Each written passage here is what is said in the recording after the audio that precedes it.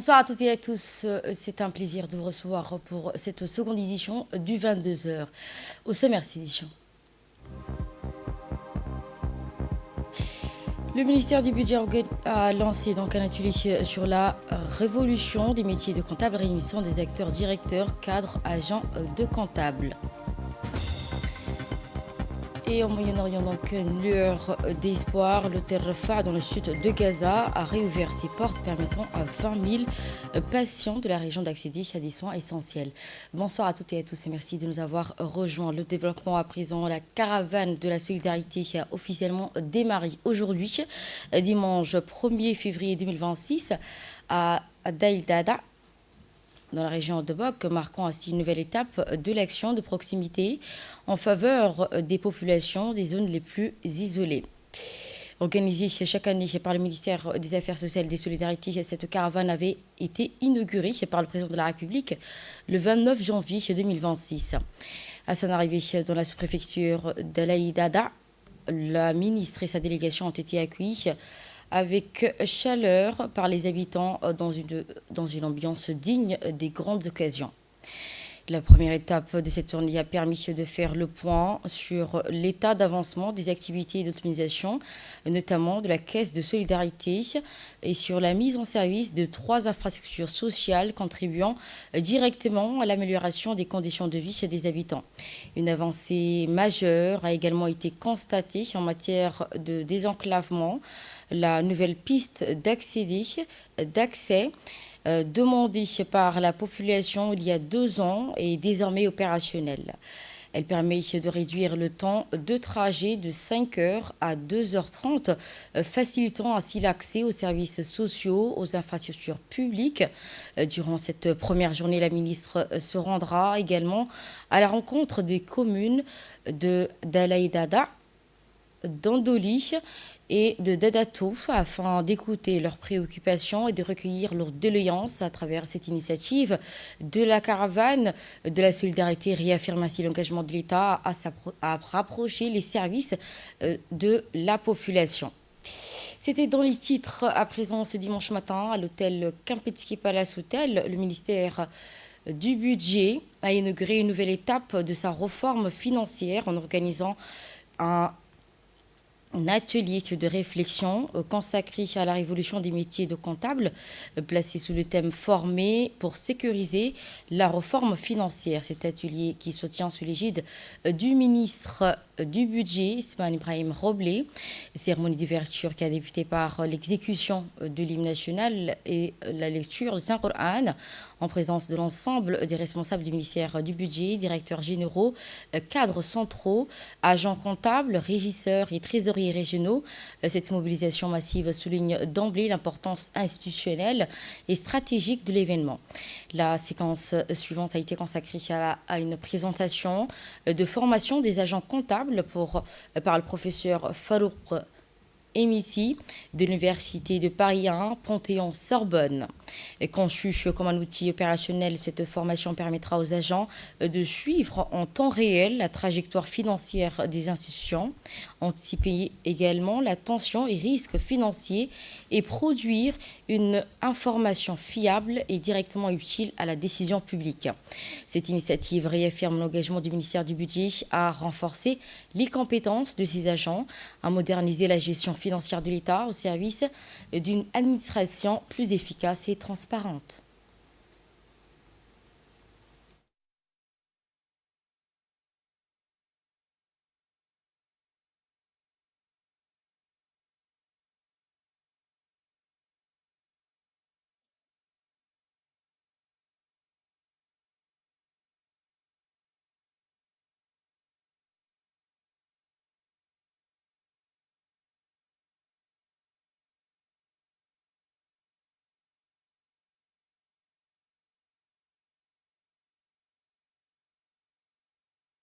C'est cette réflexion et cette stratégie, cette volonté dont a fait preuve son Excellence Monsieur le Ministre. Volonté d'abord, cette volonté pour que les entreprises, les établissements publics modernes doivent disposer d'un système comptable et financier de qualité capable d'aider les autorités ministérielles à prendre les bonnes décisions et au bon moment. Il n'est nullement besoin de rappeler que le monde évolue très vite. L'information est devenue cruciale, mais elle est également pléthorique. Donc, comment synthétiser ces informations pour que les décisions puissent être prises de façon tout à fait pertinente? C'est cet objectif qui a été défini par M. le ministre, doter ces entités de comptables compétents, plus largement de fonctionnaires et de responsables dans la chaîne comptable compétents et efficaces, qui sont des relais pour à la fois partager des informations fiables, pertinentes et qui finalement aident à la décision au sein de toute organisation et de la tutelle. Voici à présent le directeur général des comptables qui énumère l'objectif de cet atelier. Ce moment s'inscrit dans une dynamique engagée depuis plusieurs années, portée par un ministère qui avance avec constance, avec méthode et, osons le dire, avec une certaine idée de la responsabilité publique. Depuis 2024, une ligne a été tenue. Il a fallu, dans un premier temps, évaluer les agents comptables afin d'objectiver les pratiques et mesurer les écarts. Puis, dans un second temps, faire évoluer l'action à la fonction par le concours pour garantir la rigueur et la posture attendue.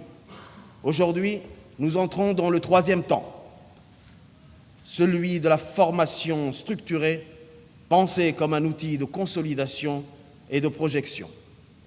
Évaluer, structurer et former. 3 verbes, 3 exigences et au fond une seule ambition.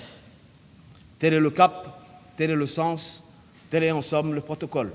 Et au cœur de cet impératif demeure une finalité unique, essentielle, presque sacrée, rendre compte. Rendre compte avec rigueur, rendre compte à temps, rendre compte pleinement. Et c'est dans cet esprit que j'invite chacun à renforcer, sans ambiguïté, la collaboration avec les organes de contrôle, la Cour des comptes bien entendu, comme l'ensemble des institutions de contrôle et de veille.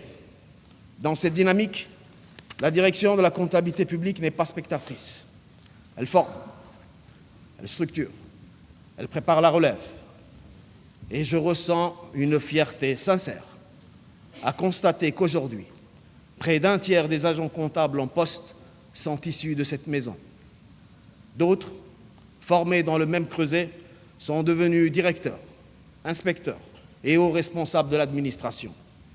Il serait difficile d'aller plus loin sans rappeler l'impulsion politique décisive du ministre du Budget, son Excellence M. Ismaël Ibrahim Roble, dans la dynamique que nous vivons aujourd'hui. Avec le recul, il faut le reconnaître, en bousculant certaines habitudes, notamment à travers l'organisation du premier test des comptables publics, il a vu juste. Ce moment a agi comme un catalyseur. Et dans ce prolongement de cette trajectoire, elle s'inscrit dans l'orientation portée par le Président de la République. Une orientation qui guide notre action, donne sa cohérence à la réforme et nous oblige à être à la hauteur de la responsabilité historique de notre génération. Car le projet de société porté par le Président de la République ne se contente pas de tracer une direction. Il impose une exigence, une tenue, une éthique de l'action. C'est à cette ambition collective que nous sommes tous appelés à contribuer ensemble. Nous allons à présent écouter les propos du secrétaire général auprès du ministère du Budget qui réaffirme l'implication de l'État. L'atelier d'aujourd'hui s'inscrit dans un mouvement de réforme qui progresse étape après étape et appelle désormais une mise en cohérence plus large des pratiques, des responsabilités et des compétences. Depuis plusieurs années, le cadre des finances publiques évolue de manière continue. Les règles se précisent, les outils se renforcent, les exigences deviennent plus lisibles. Mais surtout, les métiers changent. Ils changent dans leur contenu, dans leur exposition et dans la manière dont ils contribuent au quotidien à la crédibilité de l'action publique. Une réforme, toutefois, ne tient jamais uniquement par ses textes. Elle tient par la capacité de l'administration à fonctionner comme un ensemble organisé où chaque maillon comprend sa place et son rôle.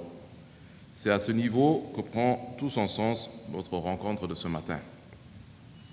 Les métiers comptables et financiers évoluent sans rupture brutale, mais avec une profondeur réelle.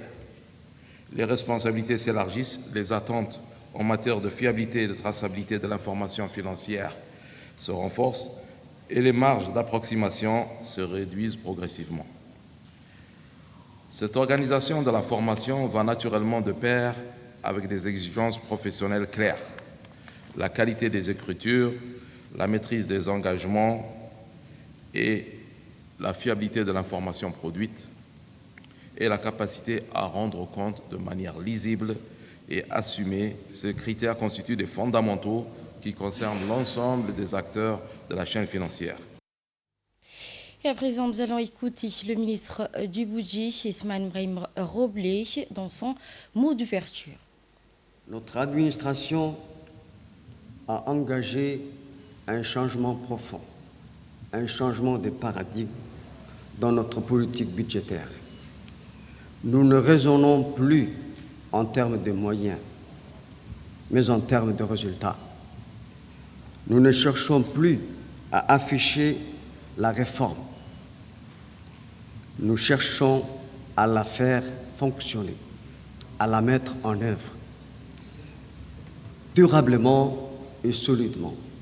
Et cela sous l'impulsion et sous la direction de son Excellence, le Président de la République, M. Ismaël Omar Guelleh. C'est dans cette logique que le ministère du Budget a fait un choix clair. Placer la formation au cœur de la réforme financière. Former pour tenir, exiger pour aboutir. Parce qu'une réforme, on l'a dit et on va encore répéter jusqu'à ce que cela entre. Une réforme ne tient pas par le texte seul, mais par celles et ceux qui les font vivre au quotidien, tous les jours de la vie. Le sujet qui nous rassemble aujourd'hui, c'est l'évolution des métiers comptables. Depuis 2 ans, le ministère du Budget transforme en profondeur l'architecture des finances publiques. Et au centre de cette architecture, il y a les comptables publics. Votre rôle change de jour en jour. Vous n'êtes plus les exécutants techniques, vous êtes devenus les garants de la fiabilité financière de l'État. Celles par qui la décision budgétaire devient crédible et par qui la transparence prend corps. Vous incarnez vraiment le noyau, l'épine dorsale du système de notre politique budgétaire. Mesdames et messieurs, les réformes engagées par le ministère du Budget, notamment la transition vers une comptabilité d'engagement, ne sont pas neutres. Je vous assure, elles ne sont pas neutres. Elles transforment en profondeur notre manière de préparer, d'exécuter et de rendre compte de la dépense publique. Nous allons à présent suivre une série d'interventions de participants pour leur appréciation. L'atelier d'aujourd'hui, c'était surtout une rencontre de tous les acteurs de la comptabilité biblique, agents comptables, trésoriers régionaux, régisseurs et les auditeurs, mais aussi l'ensemble des hauts cadres du ministère du Budget. Ça montre que les choses se font de manière collective. Le ministre du Budget, son Excellence, M. Ousmane Ibrahim Roblé, a clairement expliqué sa stratégie avec une idée simple. Placer la formation au cœur des réformes que le ministère est en train de s'engager. L'objectif, c'est de renforcer les compétences et de sécuriser concrètement les pratiques. Pour nous, les auditeurs de la direction de la comptabilité publique, c'est très important parce que ça donne un cadre clair à notre travail et ça renforce la cohérence de tous les dispositifs. Soirée culturelle en soutien avec le président de la République pour sa candidature en avril 2026, dans le cadre de l'élection présidentielle prévue en avril 2026. Une soirée culturelle musicale en soutien au président de la République, candidat de l'UMP, s'est tenue hier soir devant l'annexe RPP de Chermoussa. Ainsi, l'événement qui a été organisé par les habitants de Chermoussa avec le soutien du ministère des Affaires musulmanes et du Bien Warf, cérémonie qui s'est déroulée en présence du ministre lui-même, ainsi que le président, bien sûr, de la commune de Belbela, également le président de l'annexe de Chermoussa. Cette soirée a été marquée par une forte mobilisation populaire réunissant notables, représentants de la société civile, jeunes, femmes, tous unis pour réaffirmer leur confiance et leur soutien total à la politique nationale conduite par le chef de l'État, son Excellence Ismaël Margueli. L'événement qui a été ponctué par des danses folkloriques, des chants nationaux ainsi que des représentations illustrant les réalisations du président de la République et ses efforts en faveur du développement du pays.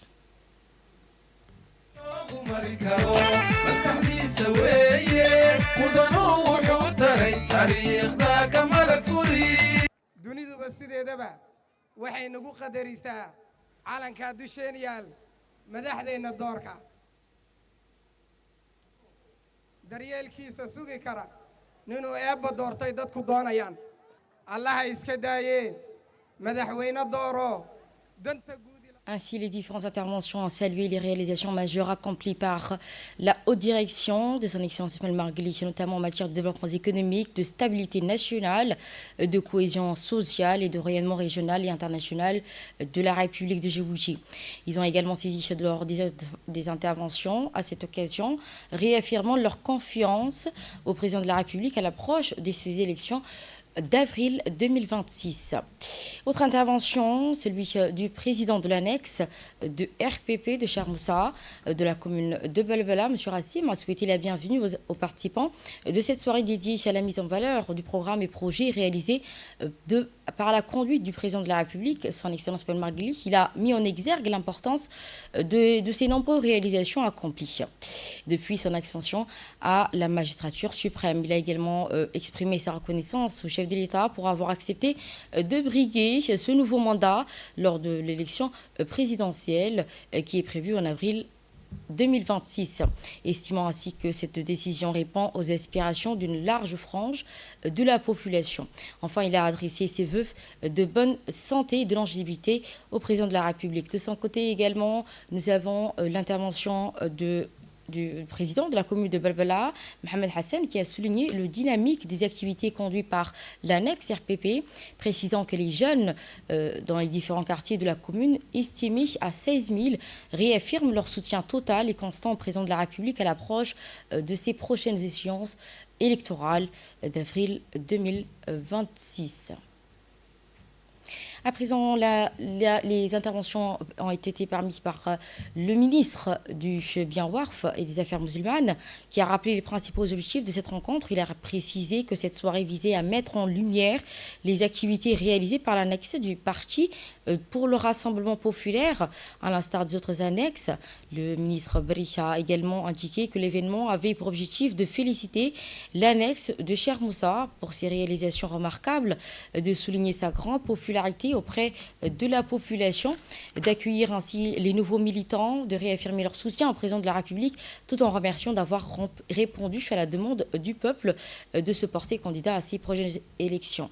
Il a également ajouté que les programmes et projets de développement initiés par le président en faveur du pays et de la commune de Belbela en plus particulièrement sont ici nombreux, qu'il est impossible de tous les énumérer en quelques minutes. Il a également rappelé que l'université Djibouti, qui se situe à Belbela, dans la commune, abrite une bibliothèque et des archives nationaux, qu'elle comprend également plusieurs ports considérés comme des infrastructures stratégiques pour le pays.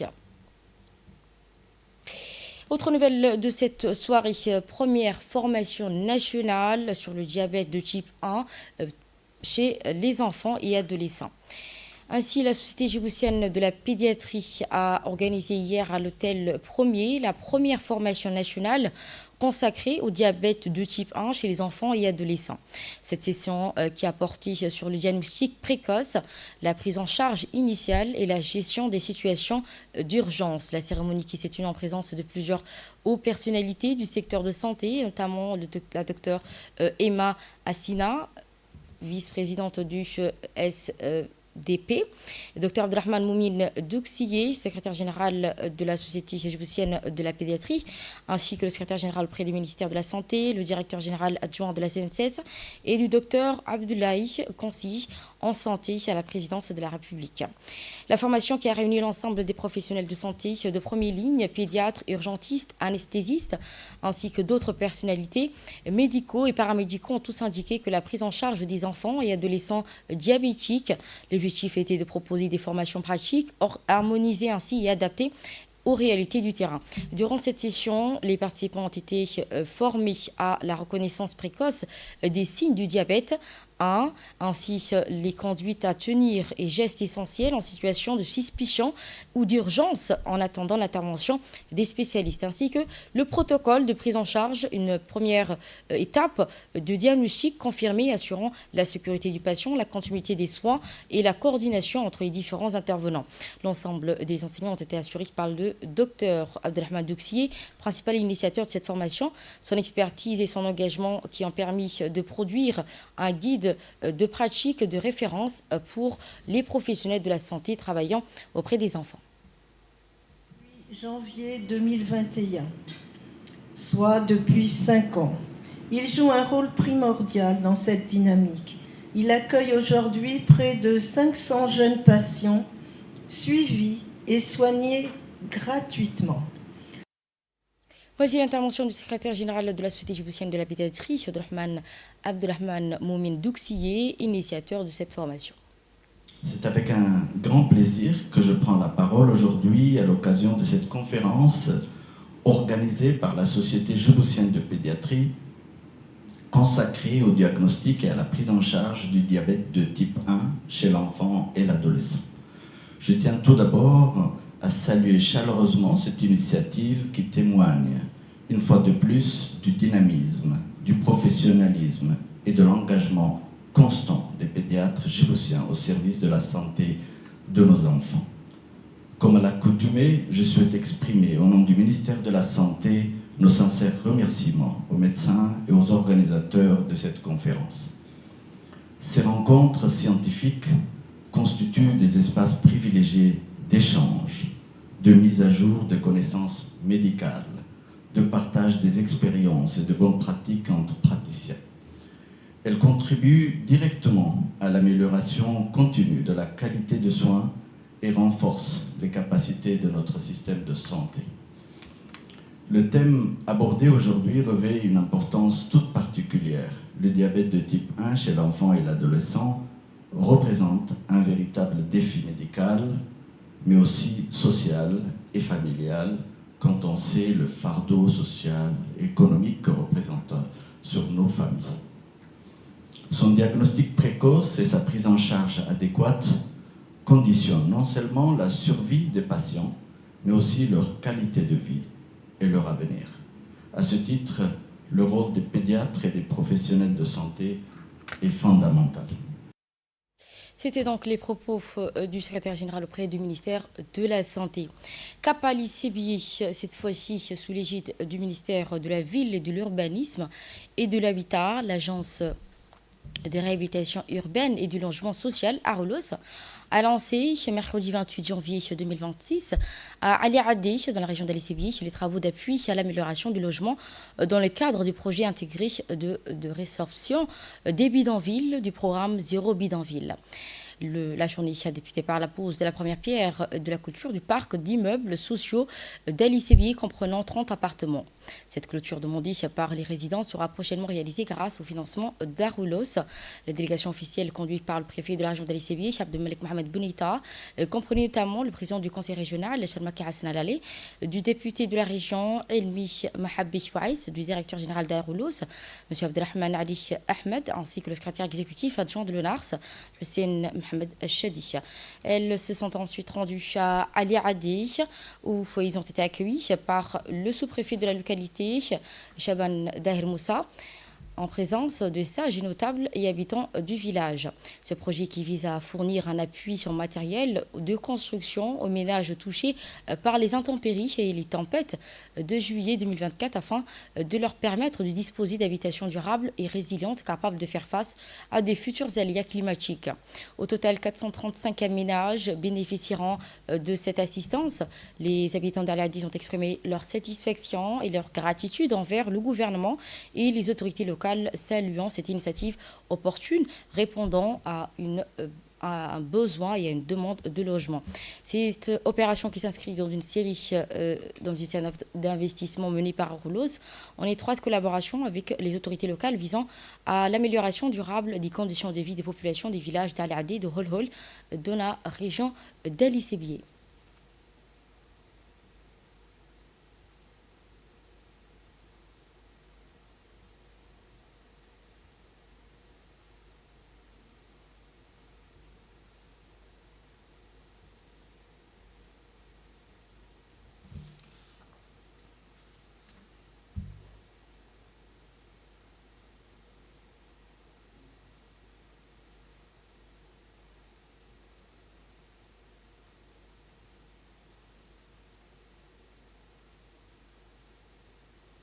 Voici à présent une série d'interventions des bénéficiaires de ces programmes de financement. Aujourd'hui, à Al Hadid, nous venons d'assister au lancement des travaux de construction des 400 logements destinés pour les réfugiés et la communauté haute d'Al Hadid. Comme vous le savez, Al Hadid est l'un des sites de réfugiés les plus anciens et les plus peuplés de la République de Djibouti. Nous avons ici à peu près 17 000 réfugiés qui vivent en harmonie avec leurs frères et sœurs djiboutiens. Et aujourd'hui, ce projet vient à un point nommé, à un moment crucial où nous rencontrons une réduction des financements internationaux en raison de manque de financement rencontré par notre partenaire stratégique, le HCR, qui n'est plus opérationnel depuis juin 2025. Donc, grâce au projet intégré de résorption des bidonvilles mené par l'agence Arilos et le ministère de la Ville, nos réfugiés vont bénéficier des 400 logements décents où ils pourront donc s'en passer des tentes qui n'étaient pas adaptées aux aléas climatiques de Djibouti. Donc aujourd'hui, nous sommes témoins de la concrétisation progressive du droit à la propriété qui est prévu dans les dispositions de la loi nationale sur les réfugiés promulguée par le président de la République, le Hadj Ismaël Omar Guelleh, en 2017. Donc cette loi accorde aux réfugiés le droit à l'accès aux services de santé, de l'éducation, à l'eau, à l'emploi. Mais aujourd'hui, nous franchissons un autre pas, celui du droit à la propriété. Donc je tiens à remercier chaleureusement Arilos et le ministère de la Ville pour cette action vraiment noble et qui va permettre aux réfugiés de jouir le droit à la propriété, Inch'Allah. C'était donc le secrétaire exécutif auprès de l'ONARS, le secrétaire exécutif adjoint auprès de l'ONARS, Hussein Mohamed Chardi. Et dans la nuit du 31 aux alentours de 3 heures du matin, un accident de circulation s'est produit sur la route de Venise, précisément au niveau du rond-point situé devant Dryport. Un camion lourd en provenance du port de Djibouti a quitté la chaussée avant de percuter le carrefour. Suite à une demande d'assistance de la police nationale, la grue élévatrice de la gendarmerie nationale a été mobilisée pour procéder au relevage du véhicule. Pendant toute la journée de l'intervention, la circulation a été maintenue et sécurisée par la police de la brigade routière, soutenue par les gendarmes de l'escadron de la sécurité routière, évitant ainsi toute perturbation majeure du trafic. À l'issue de ces opérations, le camion a été évacué en toute sécurité, sans incident supplémentaire ni risque aux usagers pour l'environnement également. Les autorités rappellent aux conducteurs l'importance du respect des règles de sécurité routière et à la vigilance, particulièrement lors des déplacements nocturnes.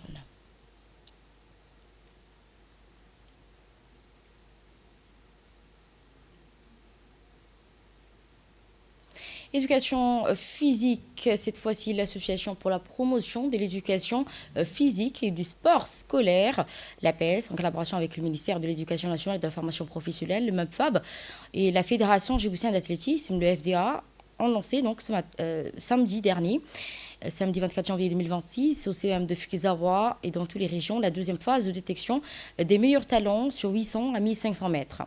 Plus de 3000 élèves de Djibouti-Ville et des régions ont participé à cet événement, offrant ainsi des courses intenses, créant une ambiance conviviale, dynamique sur la piste. Cette détection s'inscrit dans le processus national visant à sélectionner les meilleurs athlètes pour les qualifications aux Jeux nationaux d'athlétisme prévus fin avril. L'objectif final de cette compétition et détection était de créer donc des futurs athlètes. La compétition était ouverte aux collégiens, lycéens, garçons et filles sur une distance de 800 à 1500, discipline où nos jeunes se distinguent le plus. Cette épreuve mêlant ainsi résistance, stratégie a permis aux encadreurs et experts d'évaluer le potentiel des participants.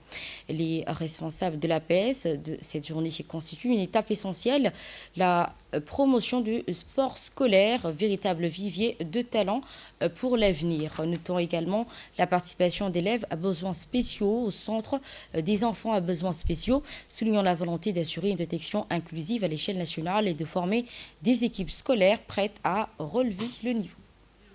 On organise la première phase de la détection en vue de la préparation des Jeux africains scolaires qui vont se dérouler au Nigeria en 2027 et de la Fédération internationale du sport scolaire.